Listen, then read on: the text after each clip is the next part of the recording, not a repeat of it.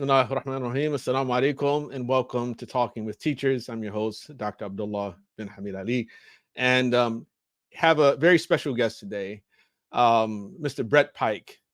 Brett Pike is the founder and CEO of Classical Learner.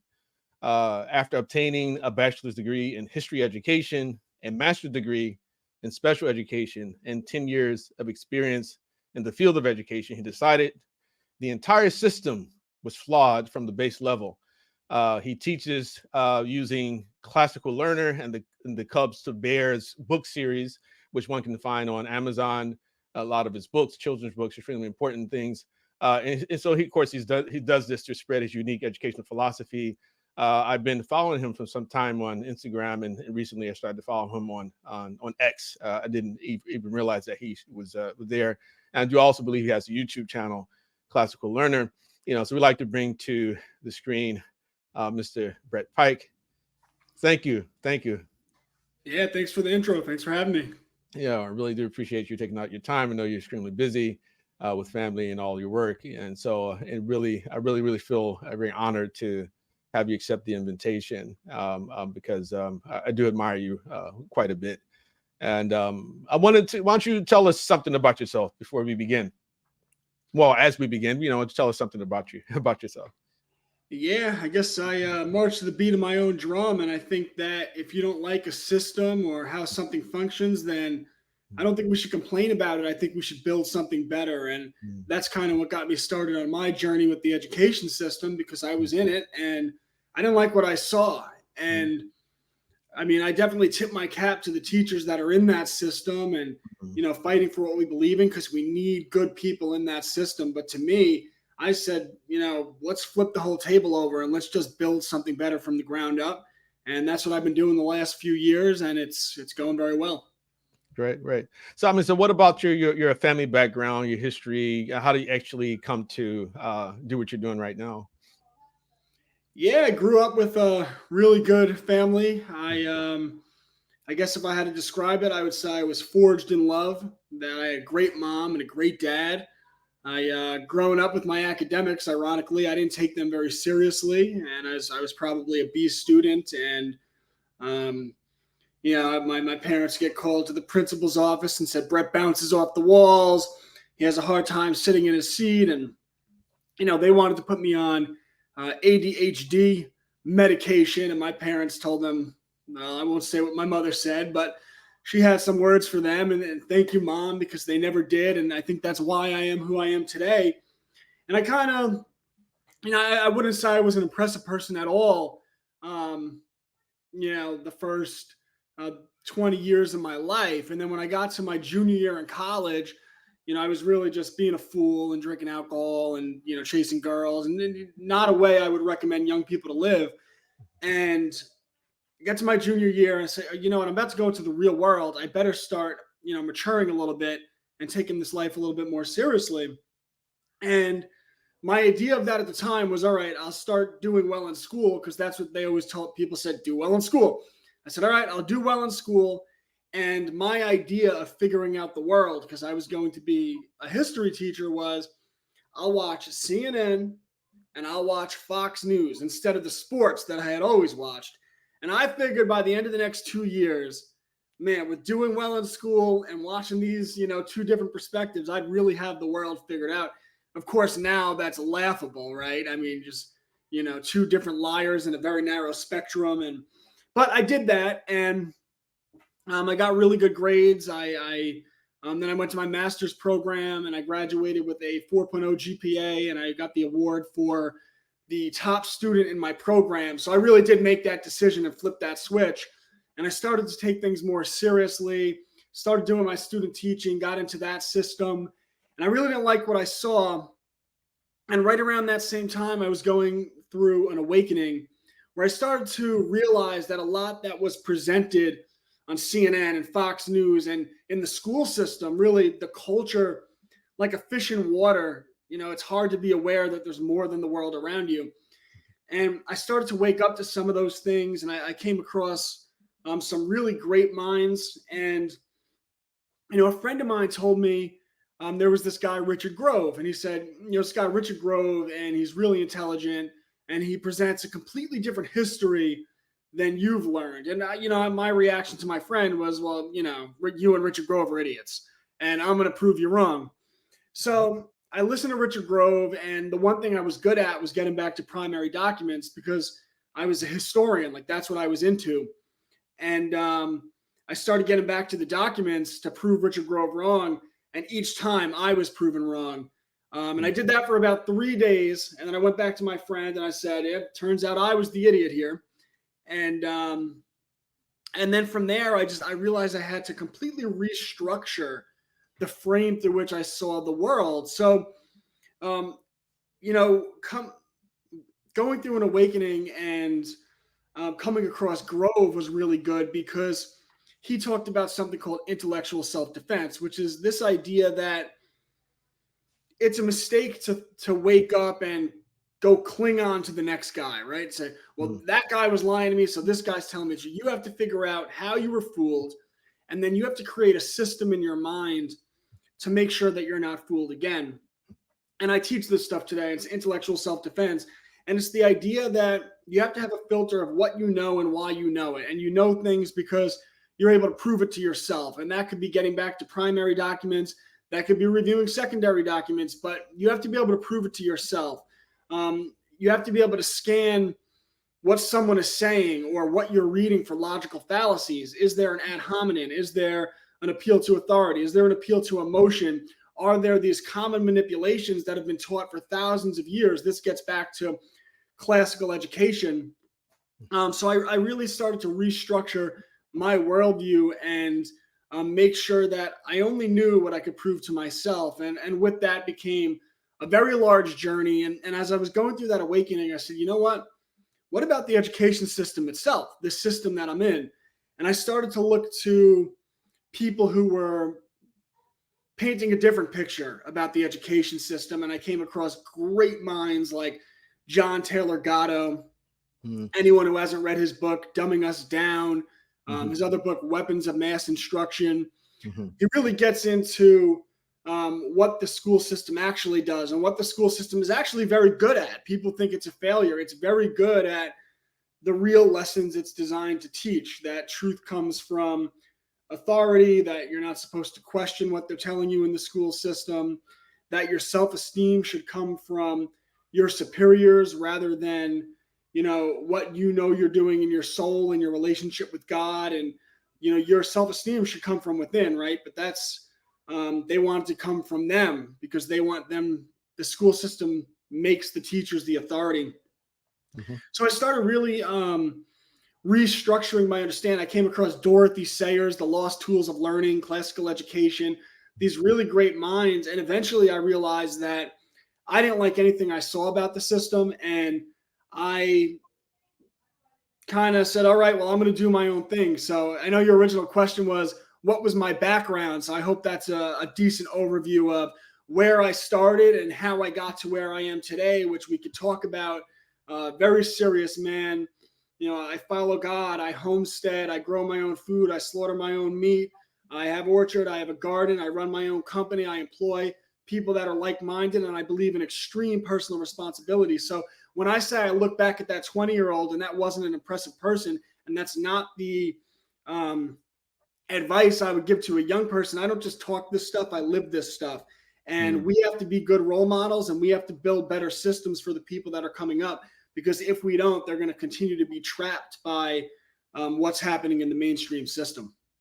No, that's a very thorough, very good overview. I mean, I think, yeah, I mean, I even though I did ask a particular question, excuse me, I'm sorry, feel free to add whatever you think is necessary. It's not a problem. I actually think that all of it's very useful information, and I'm quite sure that a lot of people can relate to the whole idea of I guess you'd say having different awakenings, right? And I'm one of those people like anyone else, in a lot of different ways. And just over, like I said, the last 10 years, like for me, I've had, political awakenings. I've had sort of historical awakenings, social, racial awakenings, religious awakenings. There were a lot of different things like that, and I think that a lot of other people, they really, they can relate to that. But then unfortunately, there are just probably a whole lot more who really don't understand how much the wool has been pulled over their eyes, through the education system, through the media, through a lot of different sort of avenues. And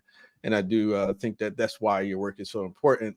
And yeah, I mean, so like your parents, I mean, were you raised, religiously or anything like that, or any particular religion that you associate or affiliate with at the moment?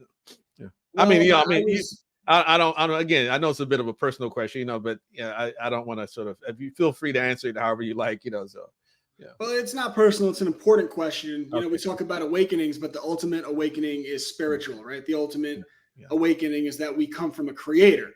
And when you come through the system, they do everything they can to separate you from that obvious reality, that this wasn't an accident, that it wasn't some big bang and random particles smashing together that created this perfect thing around us, this amazing self-sustaining system that is all around us, that's beautiful. I mean, you just look outside, you ask a child if this was created, and they'll tell you, of course it was.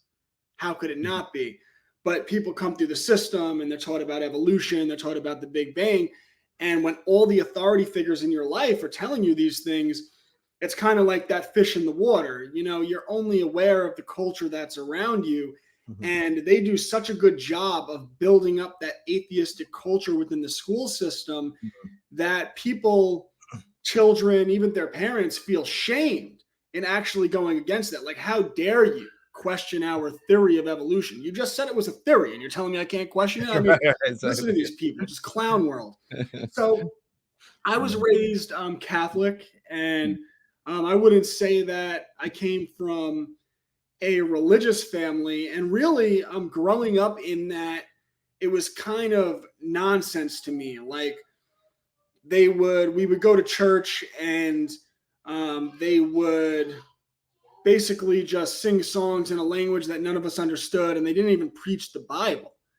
And I think it's a real travesty that was my experience growing up with it. So by the time I was a teenager, I didn't pay much mind to that stuff. I kind of thought it was nonsense. Though I did have a relationship with God, I didn't equate what I was seeing there with God.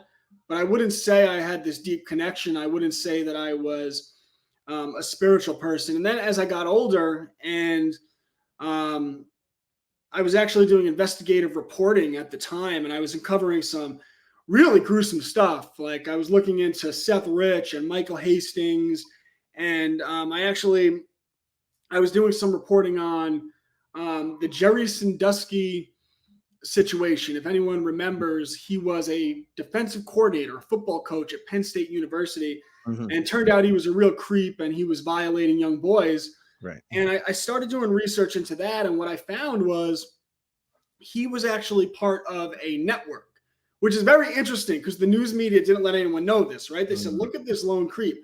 What I found was he was actually part of this network in Philadelphia, ran out of the South Philadelphia Boys and Girls Club, and I believe a billionaire, Ed Savitz. It was so long ago. I don't know. Anyway, I kept digging into it. It got involved. The police commissioner was in the ring. There was a Congressman Lawrence who was involved in this ring. Just real creepy stuff. And it went all the way back to Hillary Clinton and what she had done in Haiti. And I was doing all this research into this stuff. And I remember sitting there and thinking that I had looked right into the eyes of the devil. It was so dark. And I thought to myself right in that moment that I knew God was real, because if the devil's real, God was.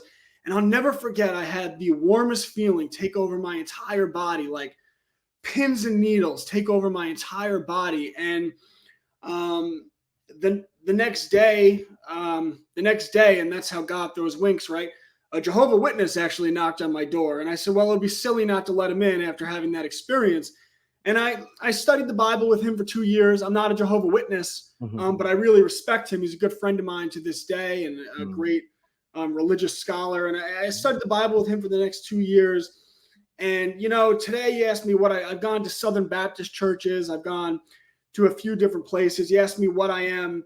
I don't know what denomination I am, but I'm a follower of God. I'm a follower of Jesus. And and that's how I try to live my life. And I have conversations with God every day. And that's kind of how I go about, Mm-hmm.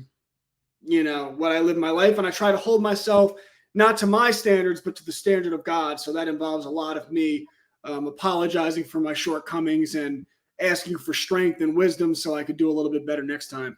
Yeah. But we definitely need more people who believe in God and actually are committed, to, again, whatever the religion may be, I mean, of course, as a Muslim, of course, I have my own ideas about salvation, right? But, I do think that society overall is better. You have more religious people who actually are committed to morality and actually believe in a reckoning and, things like that, and I sort of feel that may actually be one of the major reasons why, excuse me, the world is in disarray right now. Because I think that a lot of people misunderstand even the framers of the Constitution, and they think that the framers of the Constitution were people who actually wanted to keep God out of politics, right? I mean, the Declaration of Independence and all of our founding documents. They generally mention God. God is mentioned there. Regardless of what we say, were they Christians, were they deists, or things like that. That it doesn't seem to me that there was ever really a desire to remove God from the equation.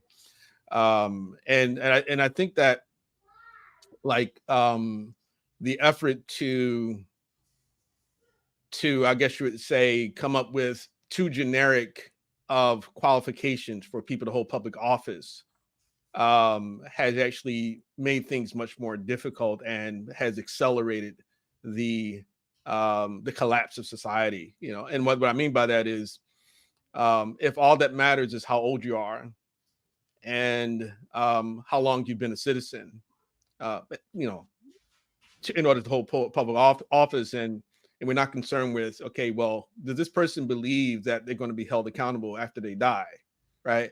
Does this individual believe that there's a God watching and looking at the person's every action, and every thought, I mean, of course, I mean, it can be a very difficult test, right? But I do think that has played a major role in the deterioration of at least the moral degradation of society.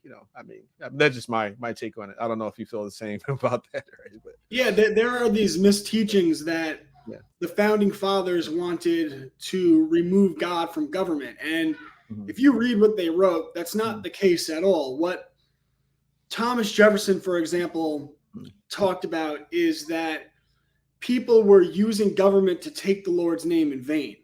So they were saying that they represented God when they weren't, and they were declaring their church the word of God, and then using that to control the people.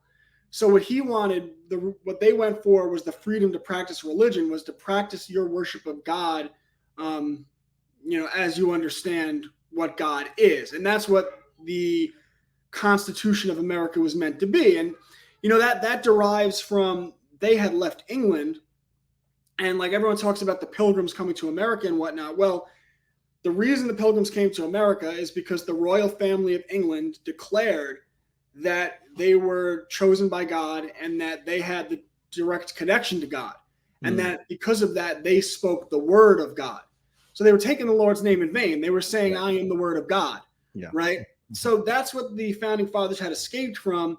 Mhm. And that's what their ancestor had escaped from. So when they said freedom to practice religion, they were trying to escape from that. But if you actually read their writings, you can't separate it from God. Everything they talked about was in the name of God. They were just trying to prevent the governmental authorities from taking the Lord's name in vain. And that's the actual founding of America and where it came from. But over the last couple hundred years, people have twisted that reality, and they had made it so a lot of people believe that the United States of America is supposed to be this atheistic country, which it Yeah. absolutely isn't. Right. Right. Yeah. Yeah. It seems that the major threat to having government appropriate religion is that the government would claim to be orthodox, right? And they are the determiner of orthodoxy, and not so much that there's a problem with claiming that you are orthodox, but that that you may legitimize the persecution of those who you consider to be heterodox, right? So I think that that's probably the main concern. Of course, I mean, I can be wrong about that, but I can see how, and I've seen it, in Muslim societies as well. We had this happen in, Islamic history, where people of course they overthrow the incumbent, and then they establish themselves as the representation of orthodoxy, and then they start to persecute anyone who doesn't say anything, the things that they want them to say, right? So there was great wisdom, I think, in trying to avoid that. But I just do think that people need to be disabused of this idea that the founding fathers, were not, they were trying to establish an atheistic society.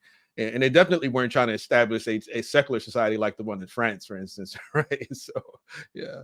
So, yeah. So, yeah. Go ahead. No, go it's completely void of reality. And I think if they were able to see how it turned out in terms of modern America, they probably would have refrained from wording things the way they did, and they would have directly added that God is a part of the government. But if you read what they were actually saying, the way it's interpreted now is just not accurate. They were not trying to separate God from government. They were trying to prevent people who lie from using the Lord's name in vain to gain power. Right. Yeah. So one of your degrees, I think you said your bachelor's degree is in is history education, right? I mean, what's the difference between like the history of education and history education? Oh, like a history teacher. Okay. History education. Oh, that's it. Okay, but it's mainly just they call it history education, right? I'm not, of course, I mean, this is something I should know, but of course, we just met, and but I teach at a small Muslim liberal arts college in Berkeley, California, which offers a bachelor's degree in Islamic studies and then a master's degree and a few different areas of specialization. One in Islamic philosophy, one in theology, and then recently we added a major MA in Islamic finance.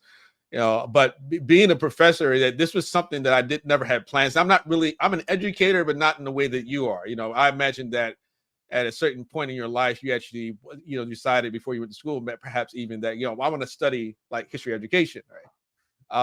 I would just basically a committed Muslim, and I wanted to learn my religion. And then I went overseas because I wanted to know more about my religion.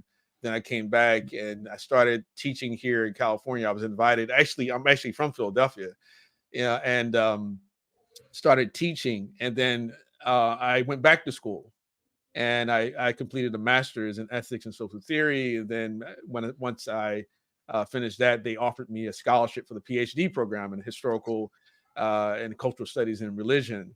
And so I'm somewhat like an accidental sort of educator or academic, so if it, I should know like what's meant the difference between sort of history of education and history education, right? Naturally, but I just trying to explain that I'm not necessarily like part of academia, right? So I'm in some ways I'm sort of like a cleric too, but I just wanted to kind of just put that out there, and so. Yeah, well, anyone with knowledge can be an educator. And for me, I was always interested in history. So when it was time to figure out what I wanted to do with my life, I just figured I would teach history because I really didn't know what my options were. Honestly, the school system does a very poor job of letting young people know what different professions are and different paths they could take in their life. I think I forget the name of their company, and I don't like not giving people a proper shout out, but I can't remember the name of their company, but they did a study, and they found that the average high schooler in America is only capable of naming 12 professions. And that's an absolute tragedy because you're asking them to make decisions about what you want to do when you're older, and they don't even know what different people do and what options there are in the world. They can name doctor, lawyer, right? Like they know doctor, lawyer, firefighter, policeman. They don't know what people do. And you could look at literally anything. You could look at grass, and there's 1,000 professions related to grass. But unfortunately, kids don't know this. So one of the things I try to do with my education company is I try to make sure young people are exposed to all the different professions that exist in the world and all the different options that are available to them. And then when the time comes, they're able to make a decision about what it is that they want to do. And then if you do that, but you constantly expose them to entrepreneurship and how people start their own businesses in a variety of fields, you create all these seeds, you plant these seeds in their minds where, they start to see opportunities where other young people don't. And to me, what we want to do with the education system is we want to give kids the skills they need to be successful in the world. And then we want to show them what they can do with those skills. So it's really important that we show young people that there are more professions than doctor, lawyer, firefighter, policeman. Right. How long ago did you realize you wanted to be an educator, and what sort of sparked your interest in homeschooling? Yeah, like I said, coming up, I really didn't take things too seriously. And when I was in college, I was, they were like, you have to declare a major, you have to pick what you want to do. So I said, all right, well, I like history, I'll teach history. But, I didn't take life too seriously until I did. And when I started taking life seriously and started figuring out the world, I didn't like what I saw. And, I had children, I found God, and I became very serious about everything I do in my life. I tried to remove sin from my life to the maximum degree that I've been able to do so. I haven't had a drink of alcohol in years. I don't watch inappropriate things, which is a major problem in the West. Yes. Major problem in the West. And I'm sure you and your listeners know what I'm referring to, but there's little ears around. So, and as I did that, I started to build my company. And, for the last 4 years, just education is the only thing that matters. And we've been rapidly building out curriculum. And, I brought in a lot of really good people who are teaching the skills that I want the kids to learn. So it's, I didn't always take education seriously, but now I don't think anyone takes it more seriously than me. So right. Okay, well, why don't you just talk a little bit about your, classical learner? I mean, what do you offer? What grades? Do you cover? Is there tuition? Is it tuition based? Is it free? Things like that. Yeah, so we have a really simple model that our members get access to all of the lesson plans, the unit studies, the courses, and the live courses, are pre-recorded and live, that we offer. And the lesson plans, they're broken up by age range. So K, elementary, middle school, high school, there's subject matter. So whatever the subject matter is, and then lesson 1, lesson 2, lesson 3, lesson 4, and so forth. I don't cover everything yet. We're only a couple of years in, but we're building out rapidly. And our members get access to all of that. And it's $15 a month. And it's not even just that, but we're constantly adding more. So I'm taking that money, I'm hiring more teachers to build out more curriculum, to teach more live classes, and our members just get more and more. I don't ever upcharge for anything. I give them everything. And I think that's the right way to do business. I also like that you said you were into Muslim finance, which I am a massive fan of, because usury is one of the biggest problems we face in the West and in the modern world, that it's been normalized that people give out these predatory loans, and these 18-year-olds start their life in tremendous debt, and then they go get these houses, and the housing market just keeps going up and up and up and up, because every time someone takes out that loan, you're stealing from your children and your grandchildren. And usury is a massive problem, and I don't do debt ever. My house, my home, so all of it is done debt free. My company, I do debt free. So we slow build it. And that's what I teach. I actually have an elementary course, financial literacy for elementary school students, where we teach them not only the terminology of financial literacy, but we actually guide them to become entrepreneurs. So as they're learning, they're actually doing. I'm a big believer in experience is the best teacher. So we guide them to start their own lemonade stand. And as they're doing that, they're reading a series of books that I wrote that are following the journey of a kid who started a lemonade stand. And they're doing it on their own. So we have financial literacy. I have a critical thinking and discernment course, which I absolutely love. We fill out that intellectual self-defense I talked about. I write 2 fake newspapers, the Daily Cat and the Bear Standard. We read the newspapers. We evaluate each claim and if it's sourced, and then they go to the sources, which are fake sources that I've made, primary documents and secondary documents, like hilarious sources like FBI.gov, but clearly fake FBI for it. It's not like it's clear that it's like cartoons. Okay. Just so the FBI, in case you're out there, nothing but respect, nothing but love, doing a good job out there. So fake sources, they analyze the primary documents, the secondary documents. They read the articles, they scan them for the logical fallacies, and then they fill out those discernment charts. I know and how I know. I think I know and why I think I know. I heard and where I can look. And by doing that, we're training them to be thinkers, right? We're training them to trust their own discernment. Right now, we have live classes. We have a live painting class, which the kids love, a live sketching class. I have a biology teacher teaching biology for elementary, middle school, and science. I teach courses on the Bill of Rights, the United States Constitution, the American Revolution. We don't just study the Constitution, we study actual civics. So like, how do you use the court system as a tool? Because you don't have rights unless you know how to defend your rights. Like you could say, I have rights. Do you know how to defend them? No, then you don't have them.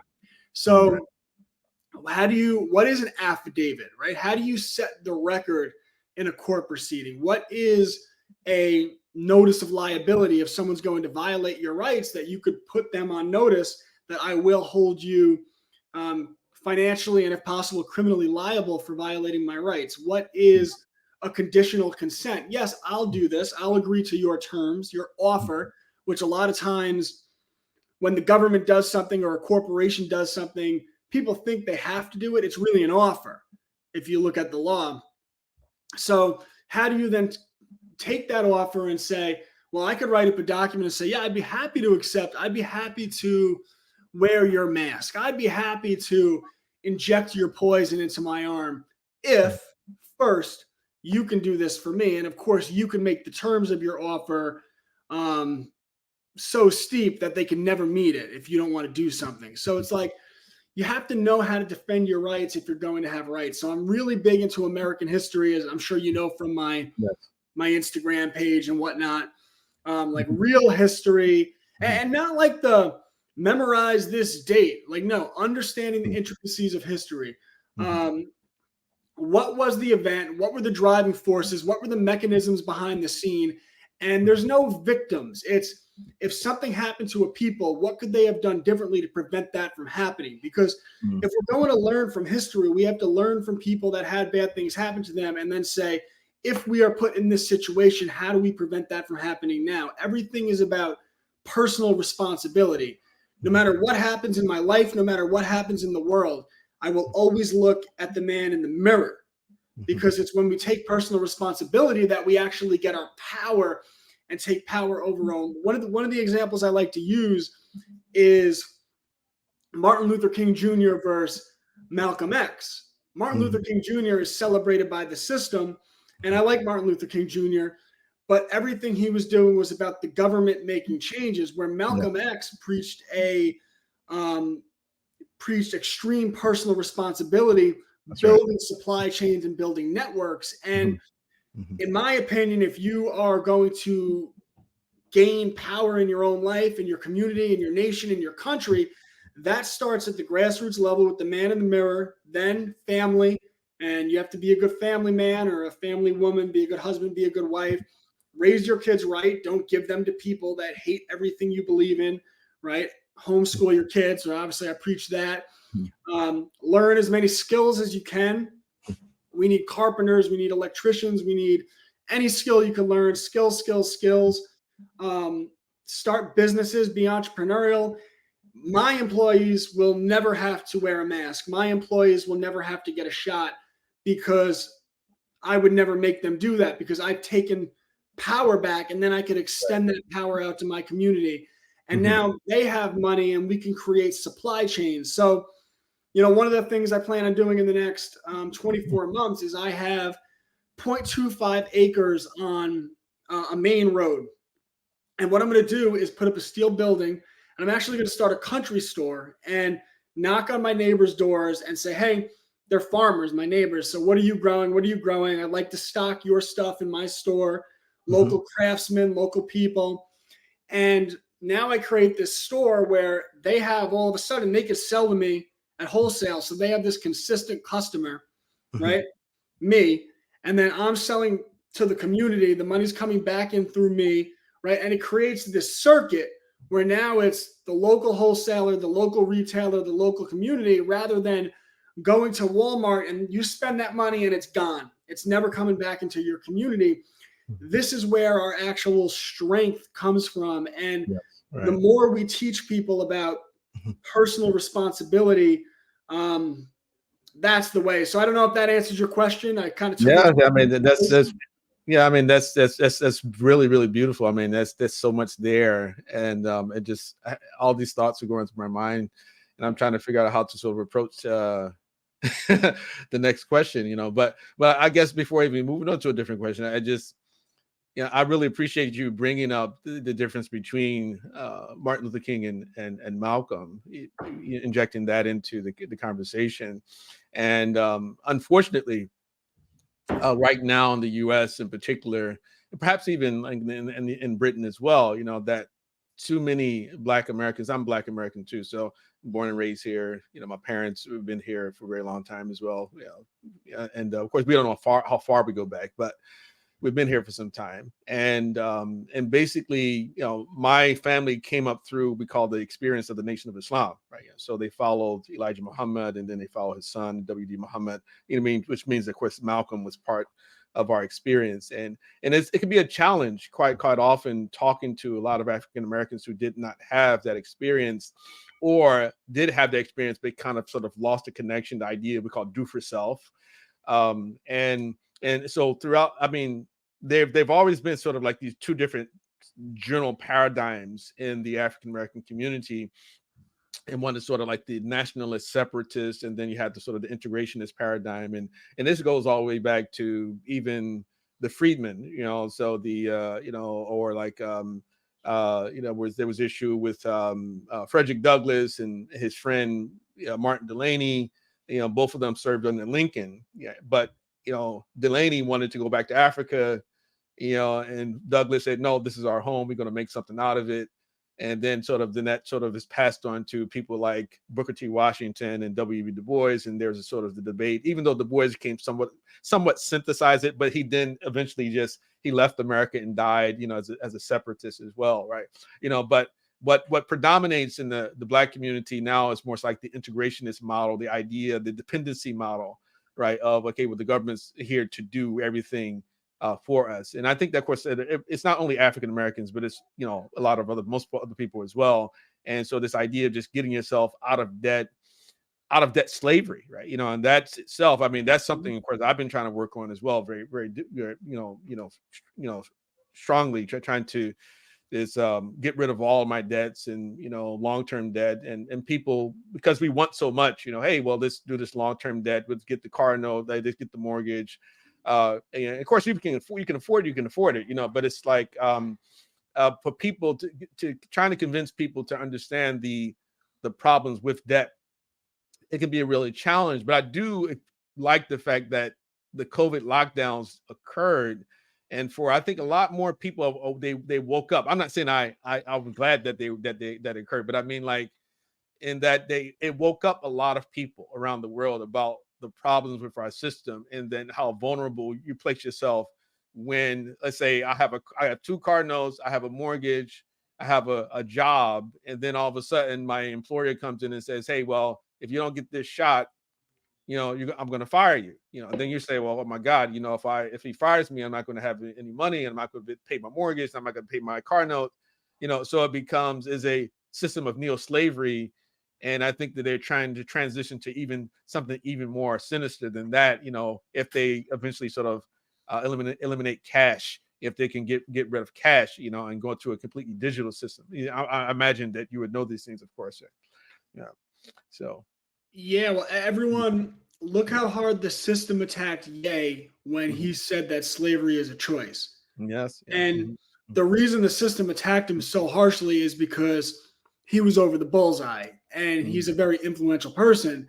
So when you have someone like that coming out and saying slavery is a choice, the system doesn't want people saying, well, what do you mean by that? And that's not unique to Black people, by the way. The white people are in debt, and debt is the modern form of slavery. That's how they're controlling society.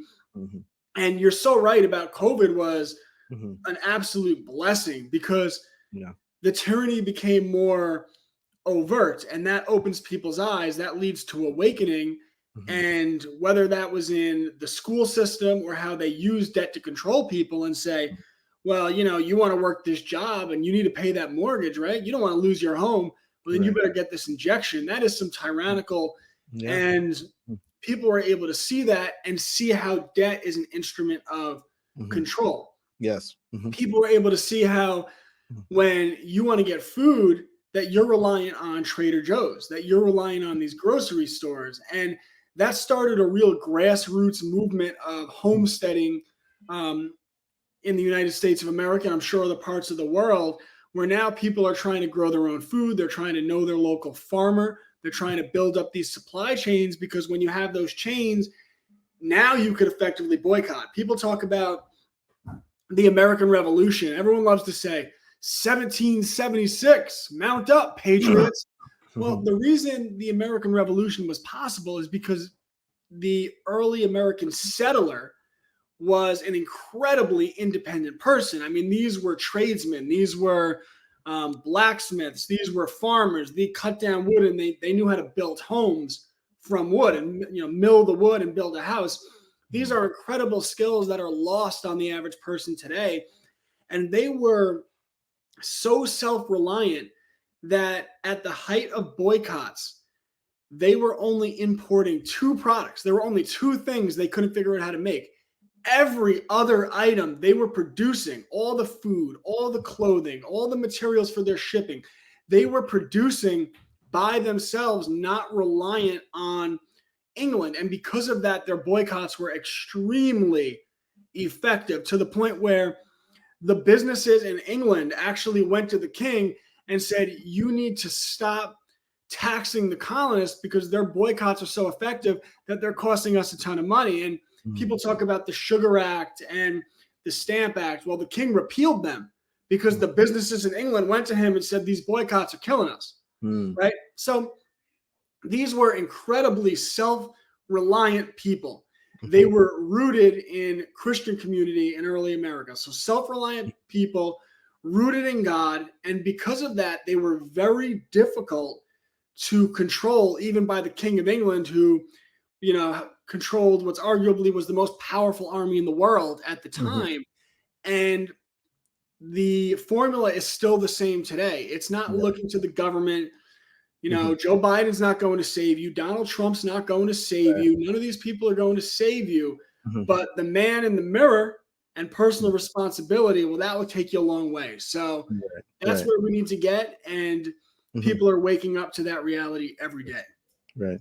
How many members do you have? And well, let's start there. I mean, how many members do you have? We're in year 3. We have 1,500 families plus using our materials. And those are families, some families with 11 kids. So 1,500 families. I don't charge by the kid. So even if you have 11 kids in your family, it's $15 a month. That's great. And, we don't need to make education cost prohibitive to people. So anyone can get a great education. And if I got the real tally, it got to be, I would think, over 10,000 kids using Classical Learner. Okay. So, and of course, so most of them are online, but how many do you have on campus, like on site? How many students do you usually We're have not there? campus. We're Oh, you online. don't. So Classical Okay, Learners, only online. Okay, only online. Right. Okay. it's Okay. the Homeschools Connected online platform. So it's for homeschool families. Okay. All the lesson plans, all the unit studies, the courses, the live courses, Mhm. and yeah, I mean we do have community though. We have our Discord community where all the parents are. Thousands of like-minded parents. They're in there talking about education, whatever they really want to talk about. And then you have our live classes, which the kids absolutely love. I teach them. I have other teachers that I pay to teach those live classes, and the kids love them. I mean, they interact with the teachers, they interact with each other, and people have actually met in our community because we have state groups to try to help people connect. So people have actually met in Homeschools Connected, and they actually do hang out in the real world, which is really cool. Right. So, and how many teachers do you employ? So I have myself, art, science, public speaking, cooking. So we've had 6 teachers so far. Okay. And the live classes are a big hit. And we're Mhm. running right now. We're running for the summer a live painting class for elementary school, a live sketching class for high school, and live biology classes for elementary, middle school, and high school. And come September, I will return to teaching, and I will be teaching secondary education on propaganda using Edward Bernays' book Propaganda. And I will be teaching a class on marketing for all the kids. And then we will be running, I haven't decided exactly what I want to do, but I will have a class Monday through Friday for all different subjects. So we'll be running one class 5 days a week come September. Okay, it's great. It's great. So if someone were to ask, why should I care about homeschooling, and in particular, why would I adopt your particular approach? What makes it special? How would you respond to that? Yeah, well, why do you care about homeschool? It's because it's everything. Because the system will, wrap a rainbow flag around your kids, quite frankly. So everyone should care about that. I guess that's the best rhetorical way I could word that. I think that sums up pretty much where we go, right? Right. And then why Homeschools Connected? Why Classical Learner? Because we focus on 3 things: critical thinking, the development of skills, and using those skills to get children real world experience, which develops a mindset, and it lets them know through what they've done how to go about building success in life. So they're critical thinkers. They know how to do things, real skills, engineering, carpentry, real skills for the real world. And then having the entrepreneurial experience, which we embed in so many of our lessons. I brought up the lemonade stand, but we have the kids grow food and set up their own farmers markets and sell it. We have them make things out of wood and either sell it online or sell it at actual farmers markets. So we're constantly showing the children what they can do to take control of their lives and be those entrepreneurs. And then, of course, we're teaching the financial literacy.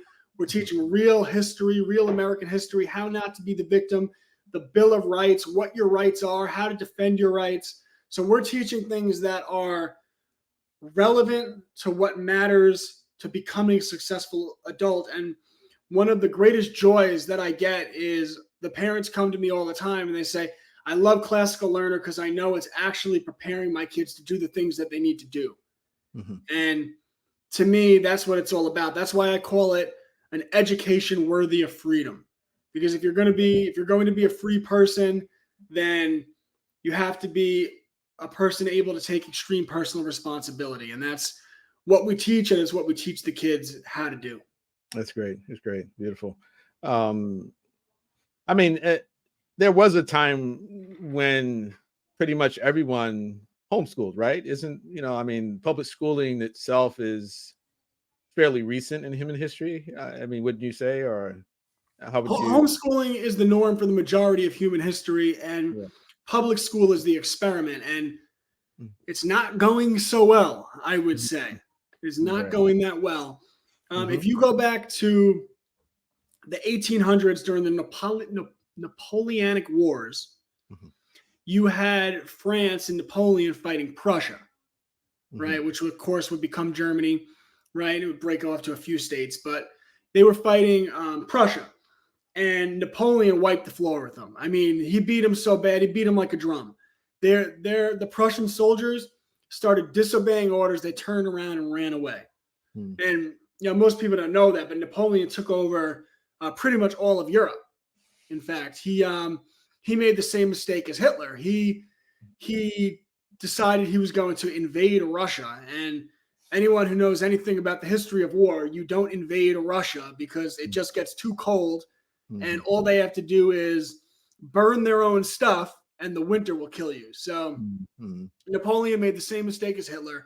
But anyway, he's fighting Prussia, wipes the floor with them. So after the war, the Prussian government comes together and they say, we can't let this happen again. We can't have it where our soldiers turn and run away. So he goes to the leading social engineers in his country and he says, can you come up with an education system or a system that will prevent this from ever happening again? They said, yeah, well, we're going to do it through education. And that's where they created this system. They said 8 hours a day, 45-minute blocks, raise your hand to go to the bathroom. Teachers we educate the teachers, and then we have the teachers that we educate teach a very specific curriculum. Well, fast forward to the early 1900s, you have John D. Rockefeller.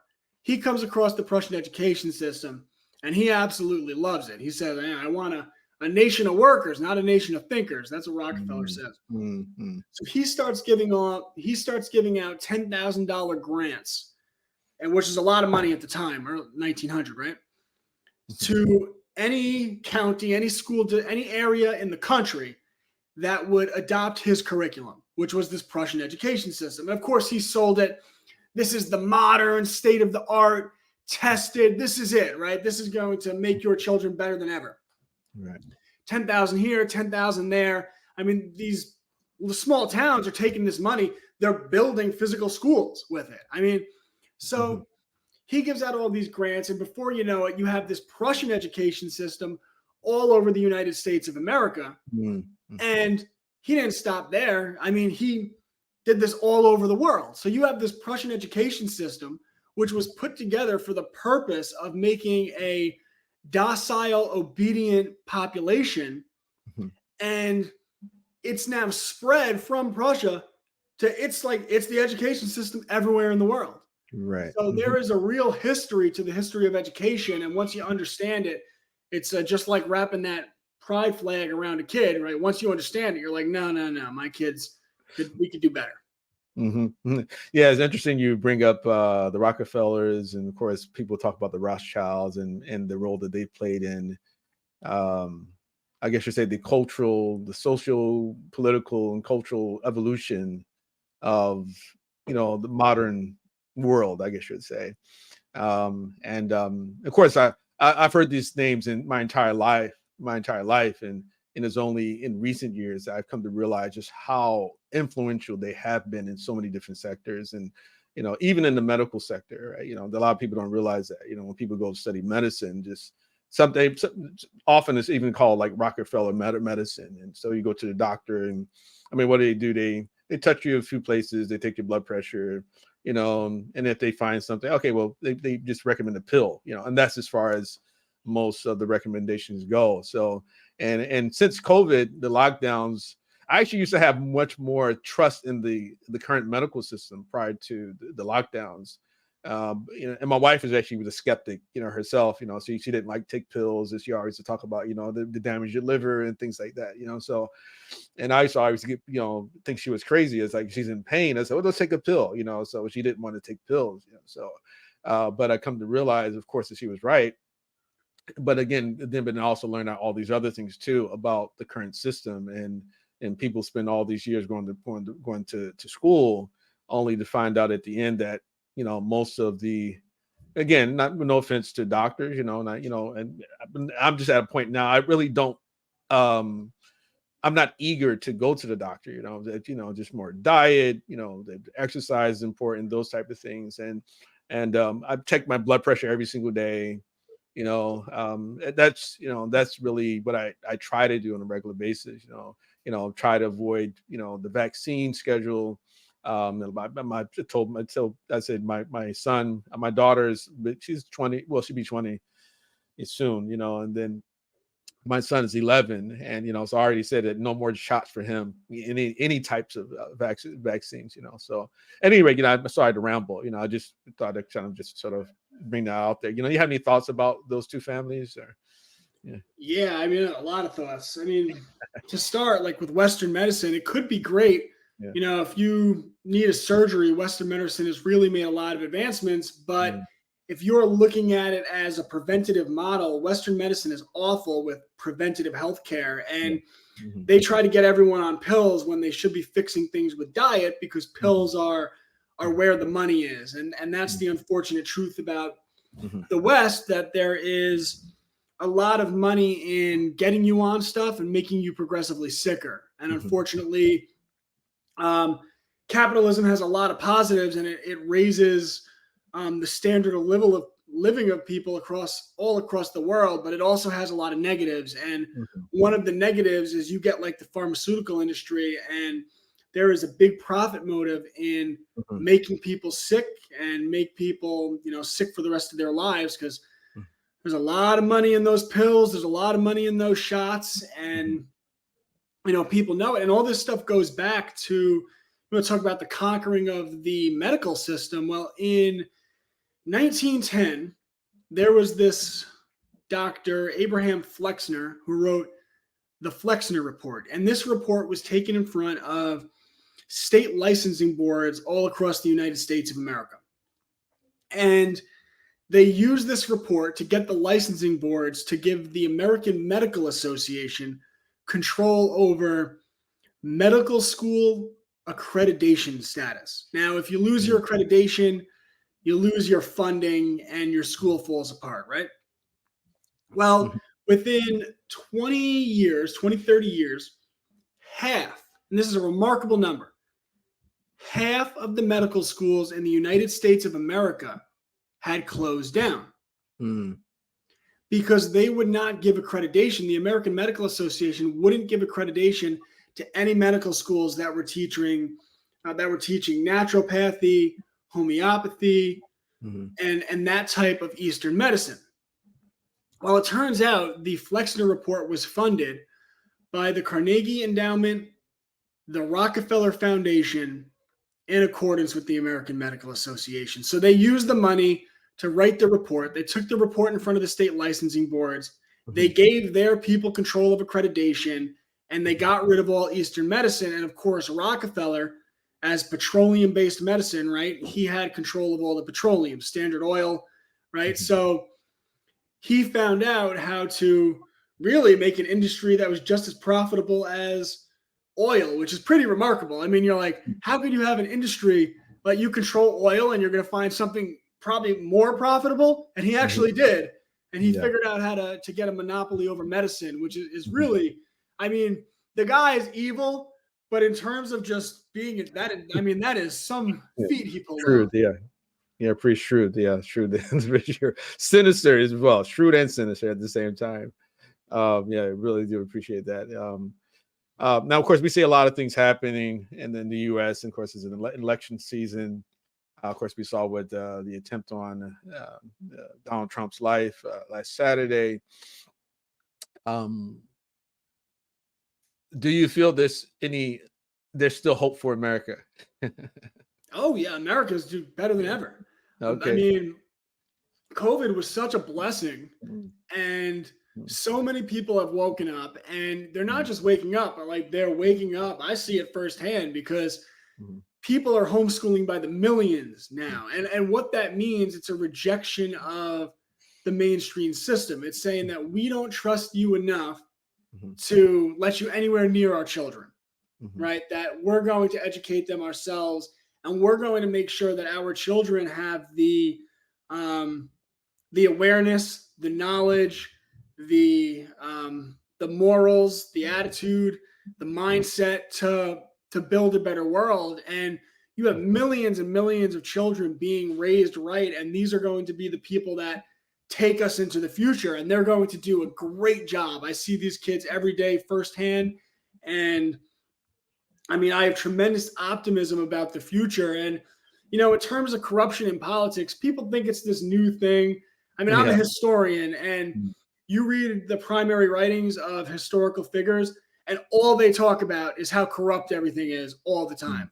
Mm-hmm. So, and that just goes back through all of history. You read it, and, it's people writing about how they're frustrated that, this is corrupt and that is corrupt, and how we need reform for the corruption. And, there's immoral people doing immoral things. Like, yeah, Satan never stops.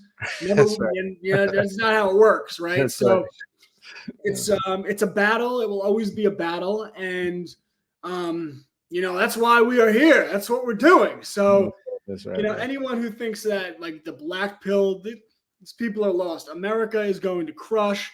America will have a resurgence. Tough times make strong people, and then strong people make easy times, and then decadence and easy times make weak people.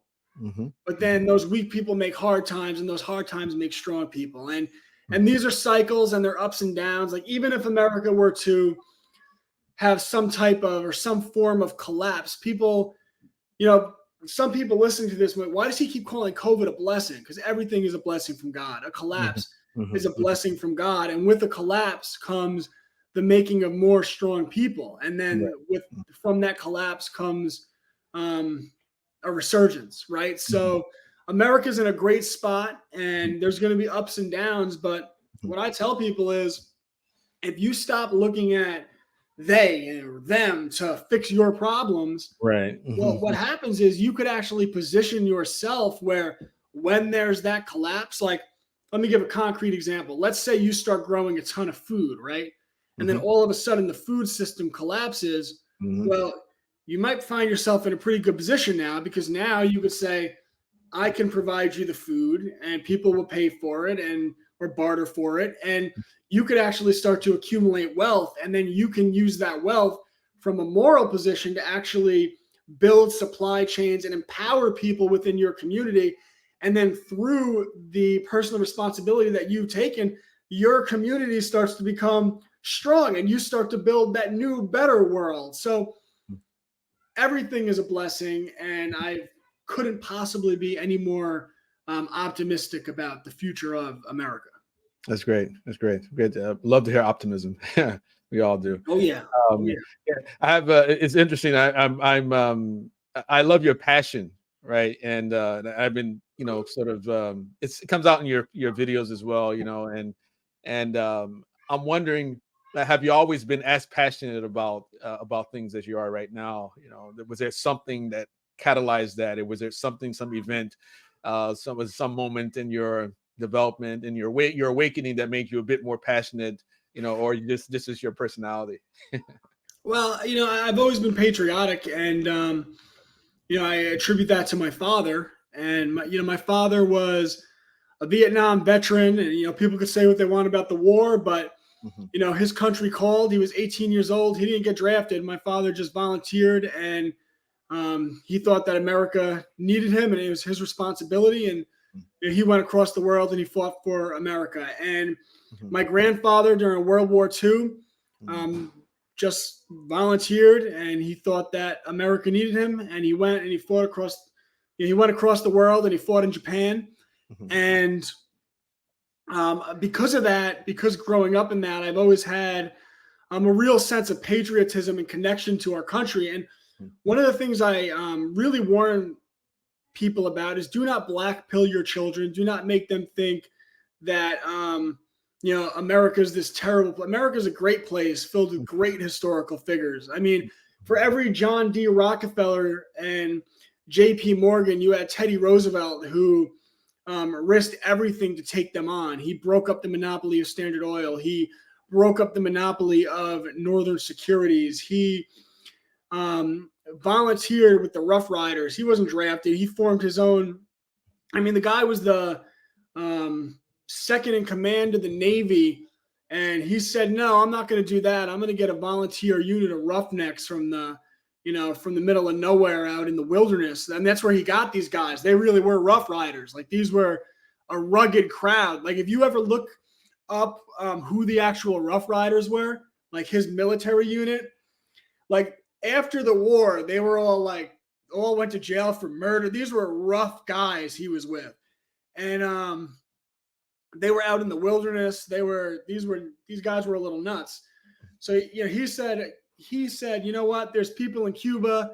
They're being oppressed by Spain. I'm going to go over there. I'm going to fight. And that was Teddy Roosevelt. I mean, he was just made that way. And the Battle of San Juan Hill, and that's where his legend kind of started, where, the guys didn't want to charge, and he sat up on his horse and he said, "Forward!"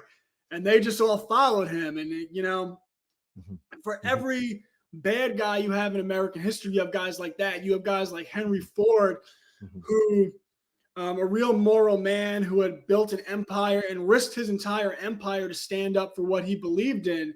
And he took great risks to himself and his personal wealth. You have all types of figures like this throughout American history, and George Washington and Thomas Jefferson, and these men who, every man that signed the Declaration of Independence, if they lost, I mean, they wouldn't have just been hung. They would have been drawn. They would have been quartered. They would have been castrated. It would have been a brutal thing that happened to them. And you had these people that took great risks so that their children and their grandchildren could live better lives. And when I see American history, that's what I see. And I'm going to raise my children to be patriots. I'm going to raise them to do what they have to do to defend this country. And I would strongly recommend that, everyone else does the same. Yeah, great. So, so as we close, how can someone follow your work? Of course, we know the Classical Learner, your website. What other ways can someone follow your work, and any parting any parting advice that you may have for the audience? Yeah, www.classicallearner.com. That's where you find my stuff. If you get my books, get them through classicallearner.com, not through Amazon. We are operating as our own publishing house now. And when you get them through classicallearner.com, that's what actually supports hardworking Americans that I'm employing. That money goes directly to those people. You educate your kids, books on free speech, the right to bear arms, the congressionally documented history of fake news, how the banking system was conquered, how the food system is corrupted, healthy living, morality. These books, they teach your children important lessons, and they support hardworking Americans. Make sure you get them from classicallearner.com. If you click on the icons at the top of the webpage, it will take you to my Instagram, Classical Learner. I have another Instagram, Cubs to Bears Books. If you like historical gravy, there's plenty of it there. Classic Learner on Twitter, Classical Learner on Gab, Classical Learner on YouTube. I'm also Homeschools Connected on YouTube. So I'm all over the place like weeds. I just spring up. They can't get rid of me. And, they're not going to round this up. So that's what it is. Right. Well, really do appreciate it, Mr. Pike, for taking out your busy schedule to do this interview. A very fascinating conversation. Really do appreciate it. Hopefully we'll be able to meet one day, and perhaps we can speak, have another one of these conversations online, perhaps in the future as well. Really do appreciate it. Anytime, let me know. I'd love that. All right. Thank you. Take care. Thanks for watching. Be sure to like, subscribe, share, and support. Check the links in the description below to keep up with our work. Thank you.